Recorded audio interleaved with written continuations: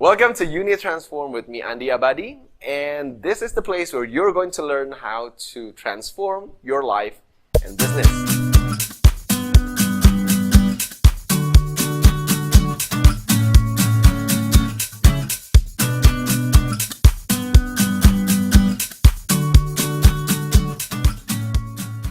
So in this second video, we're going to talk more about the problems that a lot of people are having out there about their personal image. Now, I'm going to use the word personal branding. This is something that a lot of people don't seem to understand because they seem to think that it's easy to create a social media account that will be interesting to a lot of people. They think that it's actually easy to gain recognition through social media. The bad news is, it's not that simple. However, the good news is we can do something about it. Now, to create your own personal brand is actually very easy. It's how you can be interesting to other people. Now, the harsh fact is that not everybody is equally interesting. You could be good looking, but your daily activity is just totally boring.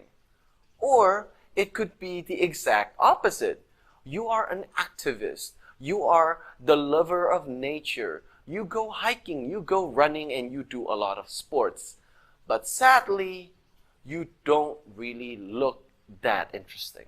Hopefully in this video, I'm going to show you a couple of tips that you can use to create your own personal brand, especially regarding your presence in the social media. So the first thing that you really need to pay attention to would be who you are and what you do. Do you have that professional image on yourself? Let me give you a good example. When I say fitness expert, who are you thinking right now? Probably, like me, Dwayne "The Rock" Johnson pops up in your head. I mean, that guy is a beast. He looks big. He looks like he was born in the gym. I'm sure you're probably not thinking about Jonah Hill or Daniel Radcliffe because their image does not fit the fitness expert image. This is what you need to know about yourself. Do you represent that idea that you want to show? Do you represent that professional image that you have? Do you look like a designer if you are a designer? Do you look like an athlete if you're an athlete? Do you look like a lawyer if you're a lawyer? I wouldn't hire a lawyer who puts on a profile picture of him drunk and topless in Bali. That is really bad professional image. So that's just one thing that you need to know. Does your physical appearance represent your professional image? But that's not it. That's not all. You need to also pay attention about what you put on your social media. Do you have the right content? Do you post the right things? And does these things represent, once again, the professional image that you want to have? And the next thing is that you need to also care about your attitude. Do you have the right attitude? You need to know that for your kind of professional image, you need to have a certain set of attitude. And this is very important. If you already have this kind of attitude that you want to show to represent your professional image, you need to make sure that this attitude is in line with your expertise. Once again, I'm not going to hire an interior designer who is terribly sassy or cannot take criticism.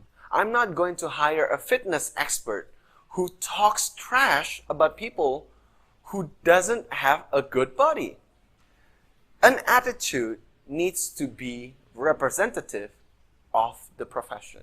This goes in line with building your expertise, showing the world through your social media that you are the kind of person that really gets involved in your profession. With this kind of expertise, you can start to begin credibility, and you can do all this starting from your social media posts. It's not simply posting the things that you do, but it has to have additional value. Your audience will expect something. They're not going to spend minutes or hours browsing your account just to see your face. They would want to take away something from your account. And this is where the post that you have needs to give them additional value. It needs to educate. It needs to show something new. Or at the very least, it needs to be interesting.